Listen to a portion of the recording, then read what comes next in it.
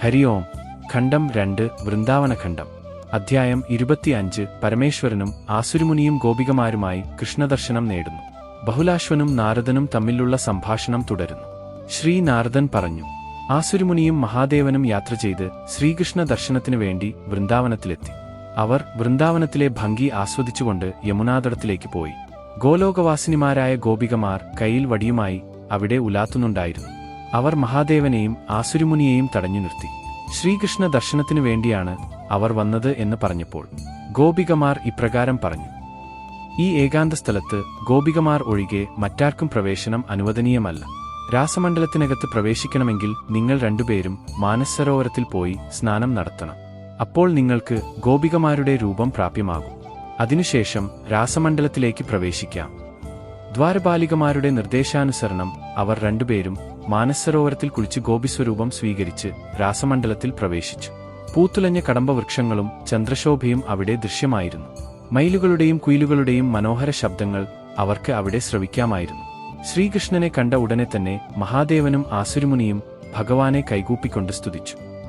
അതിൽ പ്രസന്നനായ കൃഷ്ണൻ മുനിയോട് ഇപ്രകാരം പറഞ്ഞു: അനേകം വർഷങ്ങൾ തപസ് ചെയ്തതിന്റെ ഫലമായിട്ടാണ് ഇന്ന് എന്നെ ദർശിക്കാൻ സാധിച്ചത്. നിങ്ങൾ രണ്ടുപേർക്കും എന്തു വരമാണ് വേണ്ടത്?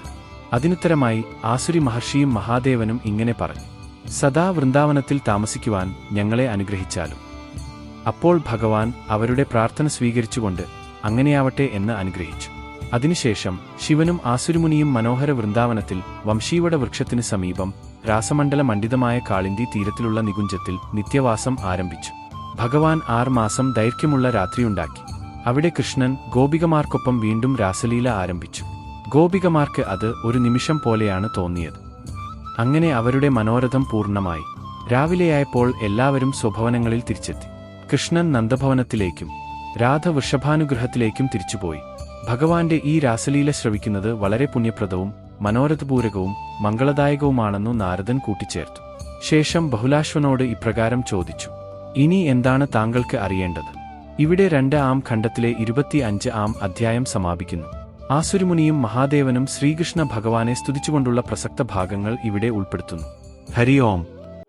കൃഷ്ണ കൃഷ്ണ മഹായോഗിൻ ദേവദേവ ജഗത്പദേ പുണ്ഡരീകാക്ഷ ഗോവിന്ദ ഗരുഡധ്വജ തേ നമഃ. ജനാർദ്ദന ജഗന്നാഥ പത്മനാഭ ത്രിവിക്രമ ദാമോദര ഋഷികേശ വാസുദേവ നമോസ്തുതേ.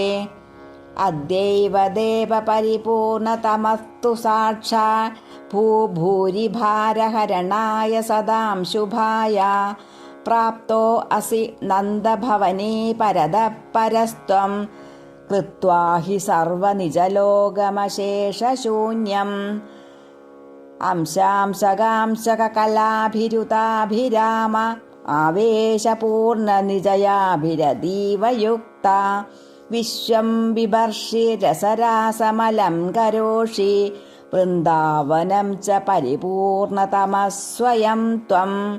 ഗോലോകനാഥ ഗിരിരാജപദേ പരേശ വൃന്ദാവനേശ കൃത നിത്യവിഹാരലീല. രാധാപദേ വ്രജവധൂജനഗീതകീർത്തേ ഗോവിന്ദ ഗോകുലപദേ കില ദേ ജയോ അസ്തു.